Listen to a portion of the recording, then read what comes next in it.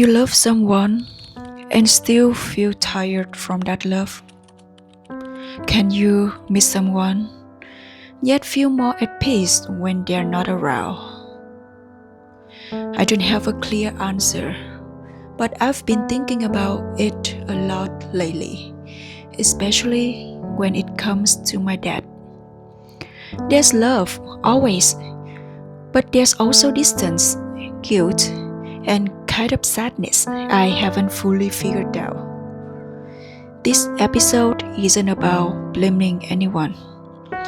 And mom, dad, if you ever come across this video one day, I hope you won't find it offensive. It's just my voice, my feelings, my way of making sense of the complicated love we carry. I recently reread a quiet little book called Hành tinh của một kẻ nghĩ nhiều, or we can say The Planet of an Overthinker. There was a chapter that lingered with me. It was called Can I Hate My Parents? That question felt dangerous, but it also felt honest, like someone who had finally put words to a feeling I've quietly carried for years. Again, this isn't about blame. It's just my inner voice, trying to name the complexity I grew up with. I was raised to respect my parents unconditionally, to be grateful no matter what. That's the standard in so many families. Love with no questions, loyalty with no exceptions. But few people talked about how love sometimes feels like pressure more than peace. And in our culture, there's this quiet rule: show the good, hide the bad. But here I am, doing the opposite, laying out the messy parts, the things we've told to keep quiet. I know it's not easy to hear. I know this kind of honesty can feel like disloyalty. But if I don't bring it to the surface, the wound stays buried, and buried pain doesn't go away. It just grows deeper, quieter, harder to name. When I was growing up, love didn't always feel like comfort. It often felt like a performance. Being good meant being quiet, agreeable, making things easier. It meant shrinking myself, laughing off discomfort, pretending I wasn't hurt. I thought if I could just be easy to love, I'd be safe. But when love is conditional, it never really feels safe. My dad has his own wounds. I see that now. He carried them into our home, maybe without meaning to. I remember sitting in silence, just waiting for the storm to pass whenever he threw a tantrum. Because saying how I felt would only make it worse. We think family should be our safest place to land, but what happens when home feels like a place where you have to tiptoe around love? Even now, I sometimes feel like I love my dad more when we're not together.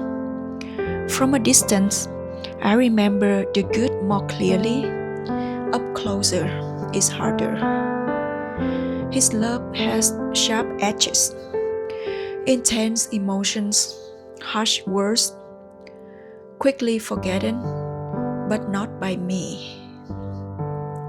And that's the part that leaves me emotionally exhausted, feeling like love must mean loyalty, even if it costs your peace. And still, I want to love him, not just for the parts that are easy, but for the complexity too. I just don't want to keep sacrificing myself to do it, because love shouldn't mean losing yourself. Some arguments don't feel like disagreements, they feel like unraveling. With my dad, these arguments happen often, every 2 or 3 months, like clockwork. And every time, it feels like something shatters a little more inside me. He loses his temper and lets it take over the room. He says whatever he wants, cruel, cutting things, like the words don't carry weight. Like I won't remember, but I do. He doesn't scream all the time. Sometimes it's just his tone, his eyes, the way he throws words like weapons.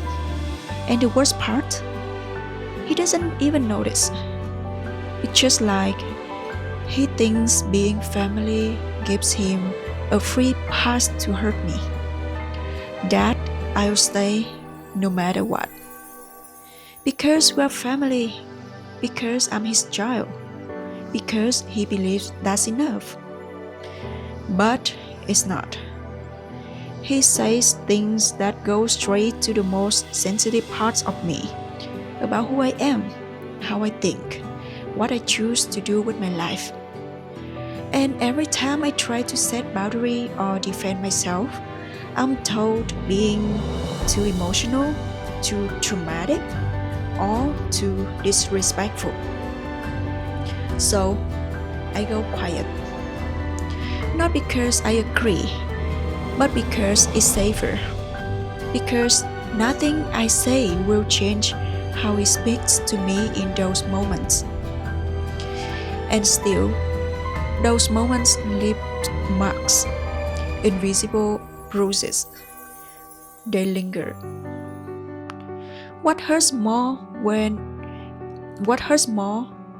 isn't even the words, it's the message behind them. That he can be mean, and I'll still be here. That love means I'll keep showing up, no matter how deeply I'm cut. Maybe after a while, that was true, but not anymore. Now I'm trying to unlearn that kind of loyalty. I'm trying to believe that love without safety isn't really love. That I can still care for him and still protect myself from him when he's not being kind. I'm not asking for perfection, I'm asking for respect. I used to think healing meant reconciling, but now I think it means knowing what you no longer accept. That's where I am, learning to hold both love and limits. This podcast is a bit longer than I expected. We will continue the rest in the next episode. Thank you for listening. Have a good day.